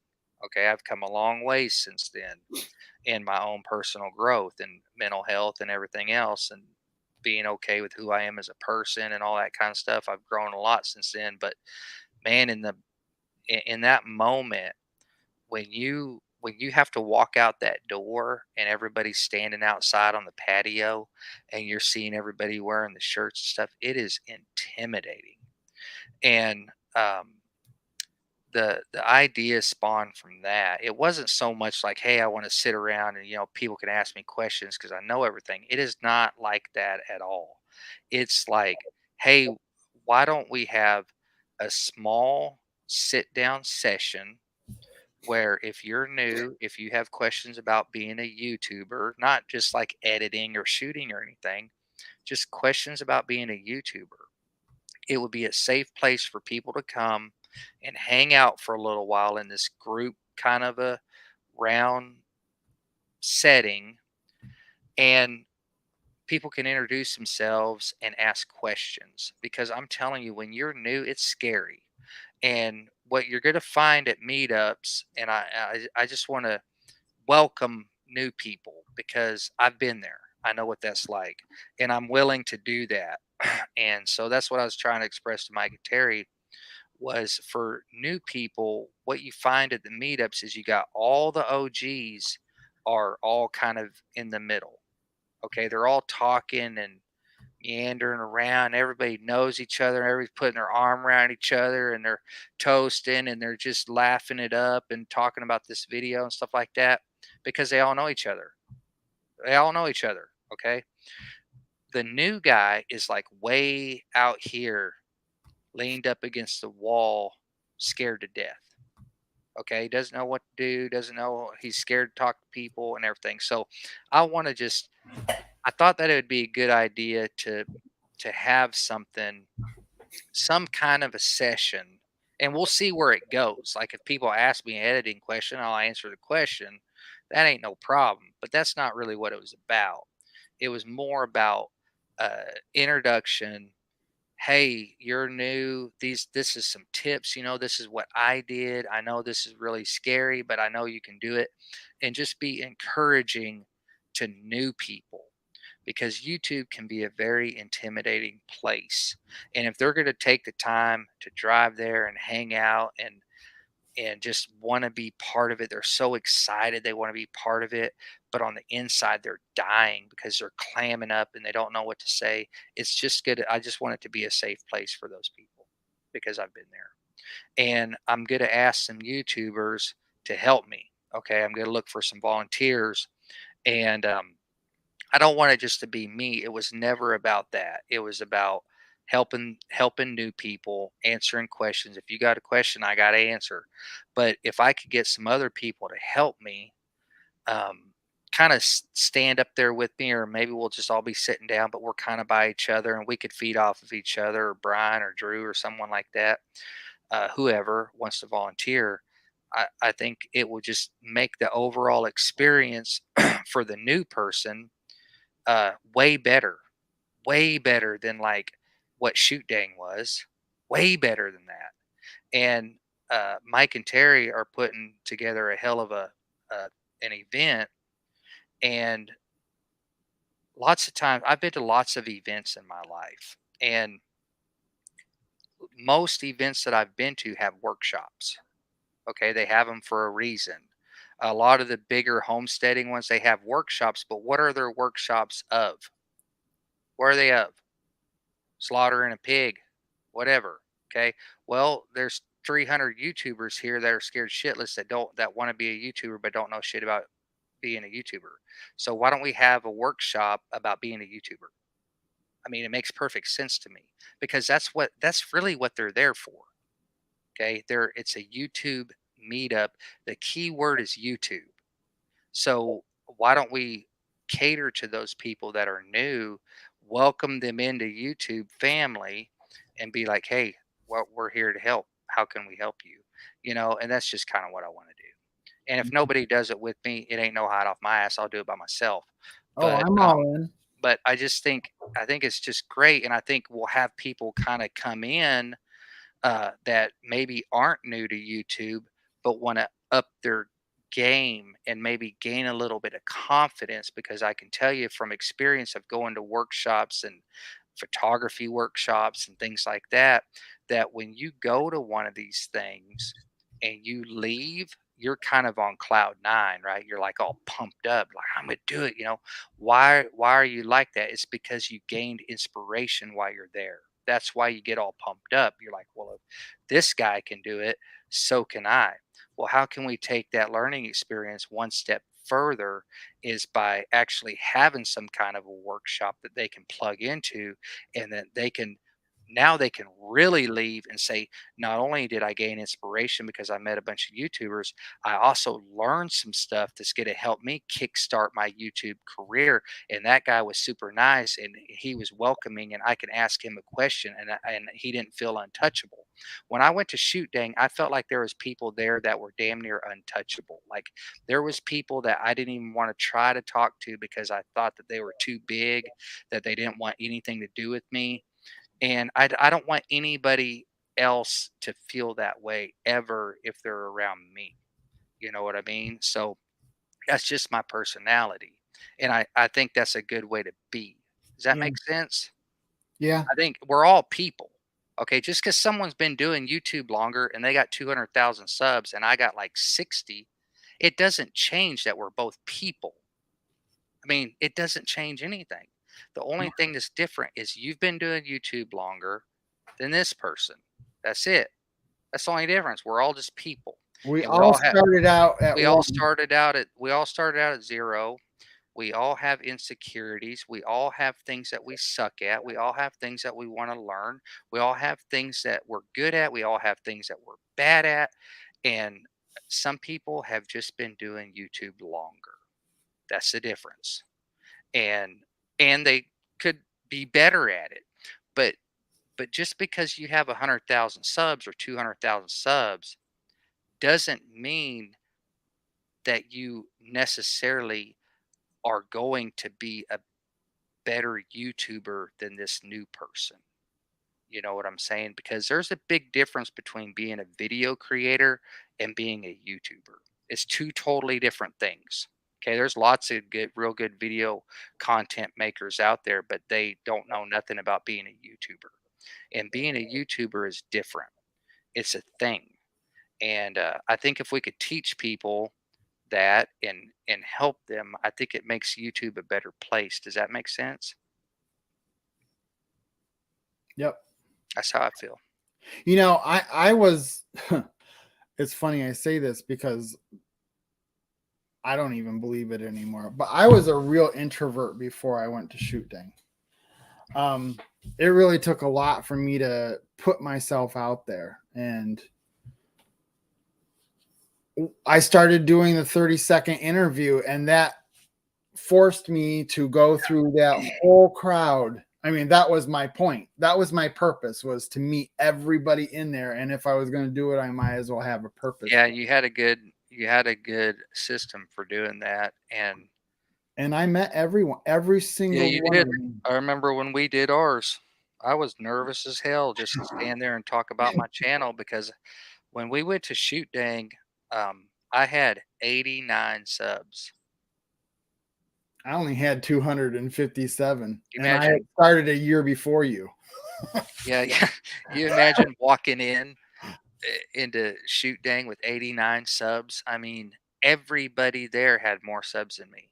I was literally like the new guy, and it just, There was an exception to that. Byron had only put one video out at that point. He just Really? put a video out about a week before, and he hadn't even had a YouTube account. Really? It was local enough to him, and he decided he wanted to go, and he did it. That's what happened. I'm also going to be making a big video for that event, and it's going to be the official Tree Haven Mid America meetup video, and I am going to see if I can round up a few people to help out on that. And what I really need help with is I got some extra cameras, and my idea for the video, Brian, is number one, I want to try to meet everybody there. Okay. Not doing like what you did. You did 30-second spot for everybody, which was a good idea, because I think that's important to have a time limit, or people like me will just get on there and talk forever. But I do have some extra cameras that I want to pass around, and I want people at their discretion to look in the camera and say something. You know what I mean? And then pass it on to the next person. And I'm going to do that in my own fun, entertaining way. And I'm going to talk about that in front of everybody and kind of explain to everybody the format of the video that I'm going to be making. And the idea of the video is about community. Okay. And I want to make it look as fun and as inviting as I possibly can in this video. Look how much fun it is to be a YouTuber. You know what I mean? And I want that to be something that Terry and Mike can use. I mean, they've busted their ass putting this thing together. It's incredible. And I want it to be something that they can use and refer to as a reference. People that are thinking about going next year could go back and watch this video and be like, look at all these YouTubers that were there, and they're so funny, and we're get to meet all these people and all this stuff. So that's kind of how I want to do the video. And I think it'll work. I do. And I think it'll get some of the new people. If I say I want everybody to be on it, I'm not going to tell you what to say. You can say something funny. You can say something quirky. You can say something about me. You can roast me. I don't really care. I'm good in my own skin. It doesn't matter to me. But I'm going to put all that together. And if somebody doesn't do it, I'll just say something about that person myself. So either way, like, everybody's going to be in the video, whether that person wanna, apparently was too good. whether you want to say something on my little camera or not. I mean, Well, it's up I'm to gonna say you. It's up to you how this is going to go. You know what I'm saying? But that's the idea that I've had for the video since the beginning. and I want to show kind of the fish and stuff, and just touch on some of the highlights of what we're going to be doing there, and people that's got booths set up, and interview and talk to them and stuff like that for the video. But I'm going to need some help, because I'm going to need some organization and some people that would kind of be on the same team for a worthwhile goal.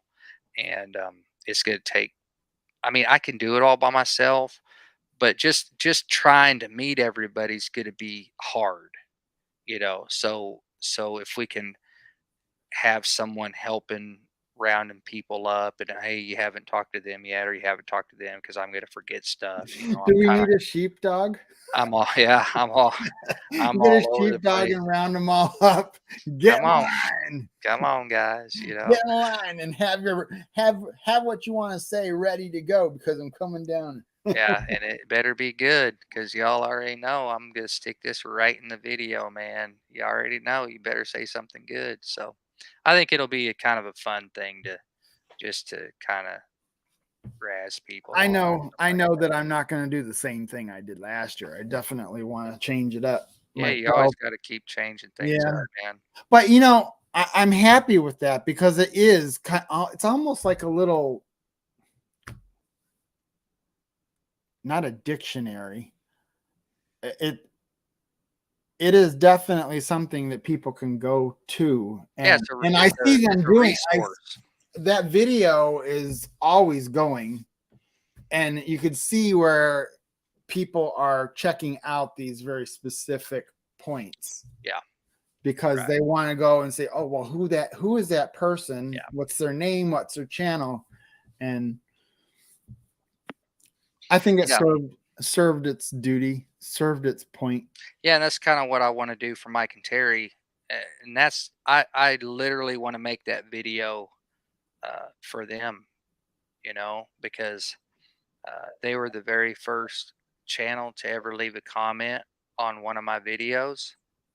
And I still remember it like it was today. I mean, I remember going in there and telling my wife, I was like, look, we just got a comment from somebody that's not a friend or a family. These are actual YouTubers, and they were the very first ones to ever do that. And I won't ever forget it.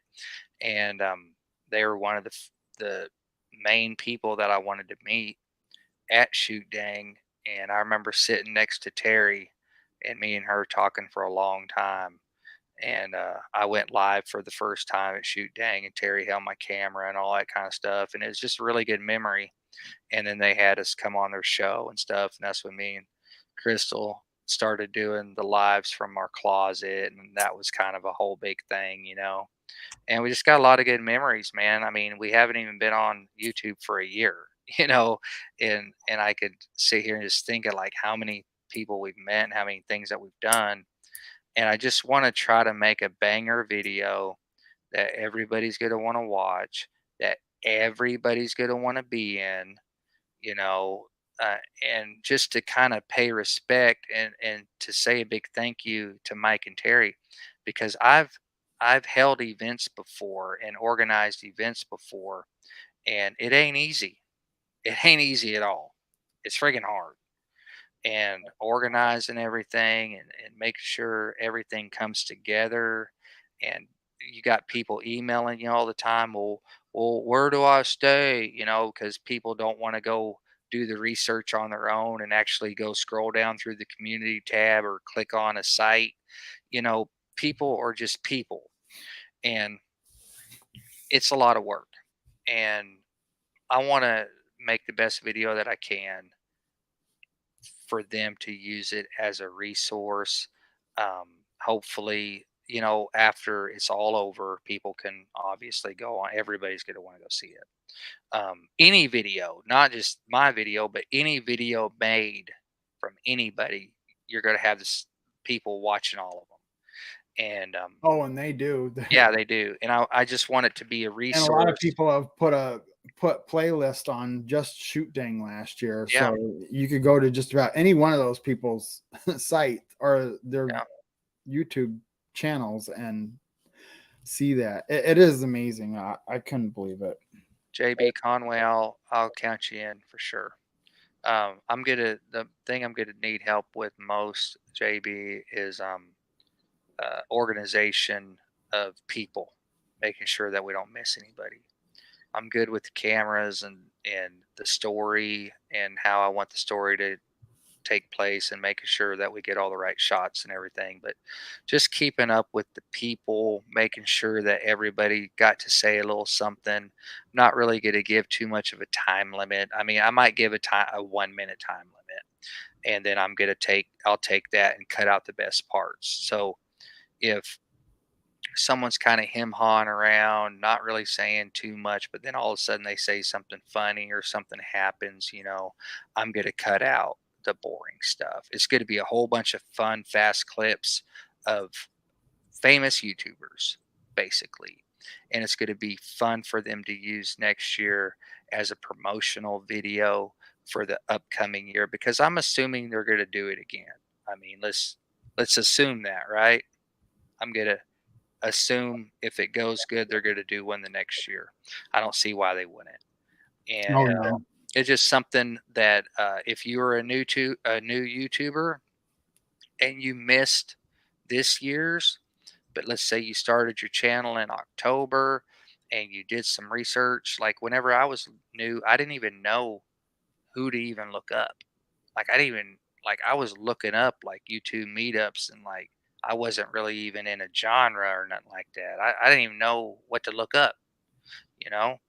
Um, but people are going to search, YouTube meetup, and theirs is going to pop up on the internet, and it's going to be in May of 2024 for the next year, I'm assuming.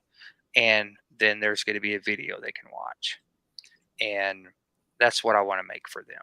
So I do want everybody to participate, um, because I think it's going to make the video better if everybody just cooperates and does a little talking piece, for me, and just let me put it together in the best creative way that I can. You know what I'm saying? But that's how that got started. I already knew I was going to make a video no matter what, but I do want to give back, and YouTube's been pretty good to me, and I just want to give back where I can. I wish I had known the community earlier than I did. I went the Me too. first 9 months without community trying Yeah, to do it. I mean, And like I said, I only came in with 270 some or 257 subs. Yeah. When I started, or when I got to Shoot Dang. See you, buddy. Thanks for being on here, man. It's late. Brian, let's call it, bro. Yeah. Just call it. You need to go to bed and get something. I'm hungry too. Yeah, it's like freaking 4 o'clock in the morning where you live. I'll see you on the other side for a second, and then I'm All right. All right, guys. Hey, thanks for being here. We do appreciate all of you guys on here, man. Thanks for putting up with me. I can go on about this stuff all night long, but I hope that I see all of y'all at the meetup. And if I don't know you or we've never met in person, please come introduce yourself, man. Let's hang out. Let's meet. Let's talk. Let's talk about YouTube. Let's talk about your channel and all that kind of stuff. And I want you to be on my video. So, Mike, good night, brother, man. Sorry I missed your live tonight, dude. But I appreciate you being on here, man. And I can't wait to meet you guys also at the meetup and get to hang out and stuff. You guys are OGs, man. You know what I'm saying? So I am going to be looking for some OGs to help me out on this stuff for my little thing that I want to do. And yeah, I'll take any help that I can get, man. And Brian, I know you'll be making your own video, but maybe we can help each other. Oh yeah, everybody will be helping everybody. Yeah. All right, guys. We'll talk at everybody later. All righty. Good night, everybody. Peace out.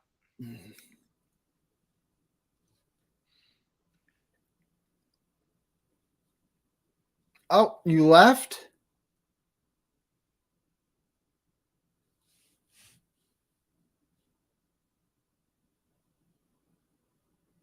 He didn't close the live, did he? I guess I better leave.